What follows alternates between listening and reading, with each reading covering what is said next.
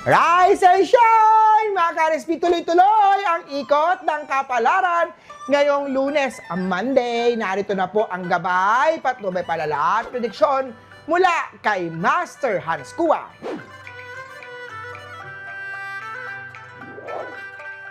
Sabihin natin sa mga pinanganak ng Year of the Rat, may mainit na usapan na pwedeng iwasan, lalo na kung pipiliin mong pigilan ang bugso ng damdamin emosyon. Gold at 1. Kay Ox naman tayo, may isang taong matagal nang hindi nakakausap ang muling magpaparamdam tungkol sa work, trabaho. White at 6. Eto naman, kay Year of the Tiger, ingatan ang muscle strain, lalo na kung mabibigat ang mga trabaho, mga gawain. Make sure to stretch pagbaba para maiwasan natin ang mga muscle strain.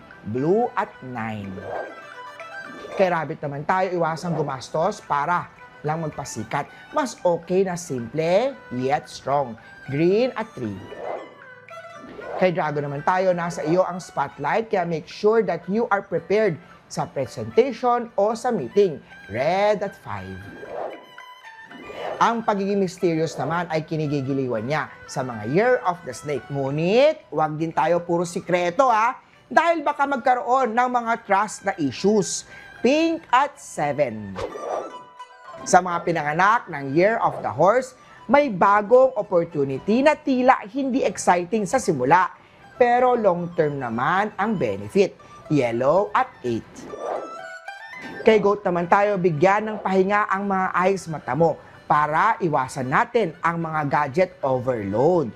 Brown at 2. Sa mga Year of the Monkey naman tayo, alamin ang full breakdown ng mga presyo bago bumili ng mga gadget or appliances.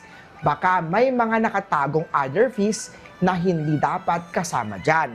Orange at 4. Kay Rooster naman tayo, i-prioritize ang mental wellness mo. Magdasal o mag-journal bago matulog. White at 6. Kay Doggy tayo, bigyan ng reassurance si partner, lalo na sa panahong nangangailangan siya ng emotional support. Gray at 5. Kay Year of the Pig naman tayo, mainam na pag-usapan ang family finances para iwasan natin ang gulo at away sa pera. Purple at 7. Muli po, ito po yung mga gabay mula kay Master Hans Kua. Nasa inyong mga kamay nakasalalay ang inyong tagumpay. Lagi tayo think positive at i-manifest natin ang success. Mga ka-RSP,